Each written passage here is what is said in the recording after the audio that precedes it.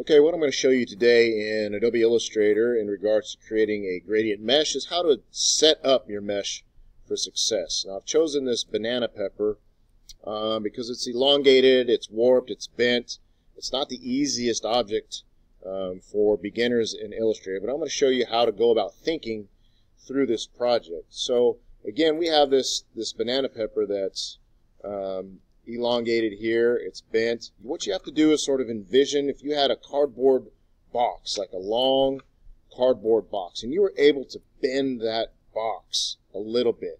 How would you encase this banana pepper in that cardboard box? In other words, how would you be able to fit this pepper into that box? And that's going to be similar to what we do with this rectangle in setting up our gradient mesh. But the first thing we need to do is set up this layer properly. So I'm going to double click to the right of the text so I get my layer options up and check template, and I'm going to make sure my dim images is set to 100%.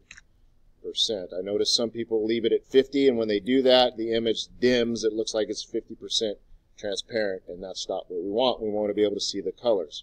Okay, so the next thing I'm going to do is create a new layer, because if you'll notice, once I did that template setting or added that template setting to my layer, it became locked. So we want to start our gradient mesh on a new layer. And so then I'm just going to get my rectangle. It doesn't matter what our fill or stroke settings are or stroke size is. And I'm going to sort of create the beginnings of that cardboard box I talked about and let it go. And at this point we need to be able to see through our rectangle. So I'm going to go to View, Outline, to get rid of that fill, and now we can start working on our anchor points. The first thing I'm going to do before I start moving anchor points is actually create a gradient mesh. So I grab my gradient tool, my mesh tool, excuse me, and I click on the middle point, and you'll see I get a vertical path and a horizontal path directly in the middle of that rectangle. And now, like I said, we have to start moving our points around. So how would I wrap this around my banana pepper and allow my mesh and my anchor points to sit in places where I can collect and gather that color information to make or remake this banana pepper? So what I'm going to do is just start clicking and moving. And I actually like to use my eyedropper tool to begin with, because again, if I hold down Control, I get my direct selection tool, and I can just quickly move things around. Let me make a selection first with my direct selection tool, and then I'm going to get my eyedropper, and I'm going to start moving things around. So again, I'm sort of envisioning this as it would wrap around excuse me, my banana pepper. And I know the curvature doesn't really look good to begin with, but I'm going to move my anchor points before I start messing with the tangents or the handles, and get this set up properly. Now I'm going to tuck these up underneath where that green stem area is, because I know I'm going to use another gradient mesh to create that stem area. So now what we have to do is start playing with the handles. And I'm going to zoom in to get this set up properly. So you can see how this handle extends way out there, but if I grab it and bring it down, and again, it does not have to be perfect to begin with, we just want to clean this up so you have straighter lines, not too much curvature that's going to be confusing, and give us something that makes a little bit more sense within the confines of our image. I'm going to bring that down. Again, I'm trying to get my paths to follow the form. That's very important, to get your paths to follow this flow, this form.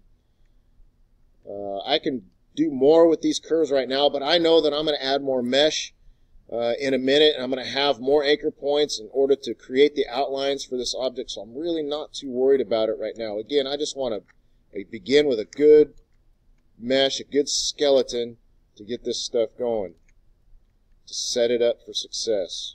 I'm going to pull this out here. I can actually pull this up and scale it down a little bit, pull that up. Again, just get it closer to something that's recognizable, something that's simple that we can work with. And that works for now. If I want to start coloring right now, I can. It's probably a good idea. Again, you have to pull up your navigator window in order to see that preview. Right now it's white because my fill color was white. But again, if I have my eyedropper and I hold down Control and get my direct selection tool and start clicking around and very quickly collecting that color, and you can see in my navigator that color is starting to change. And it doesn't have to be perfect right now, but it's nice to get a broad stroke of what this image is going to look like. Also note that I'm ignoring this little stem tip here, and I'll take care of that with another gradient mesh later. So now, because I have the beginnings of what I want to start, again, working big to small, working broad strokes to fine detail. I want to really get more mesh in there so I can start pushing and pulling anchor points out in order to get this outline of my banana pepper to be more accurate. I'm not worried about the highlights right now. I can tweak some of the handles if we want. I am going to sample some colors, add another mesh. Again, I'm trying to get it like right in the middle, just again to get the big part of my shape down. And you can see where if you start taking your time, pushing and pulling these anchor points, you're going to get, eventually, you're going to get a nice replication of your image. And the last thing I do before stopping this video is I'm going to add one more mesh here to show you how to push and pull these things into place and get that curvature closer to what we want. In fact, I can start moving these up and get that roundness. Maybe this guy should be down in the middle here.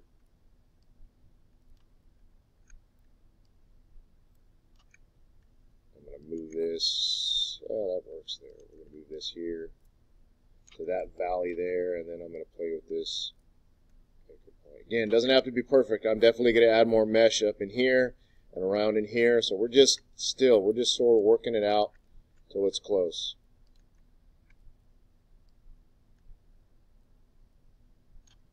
Closer in between. Sample the colors. Again, I'm clicking off of that stem and onto that yellow just to make sure I have the right color. You have to really pay attention to what color is being selected. Keep an eye on your navigator. Make sure it's not, we don't want to accidentally, for whatever reason, choose green and have a big green spot in front of our yellow. So that's the beginnings of a good mesh that'll create a nice image. Please feel free to ask if you have any questions.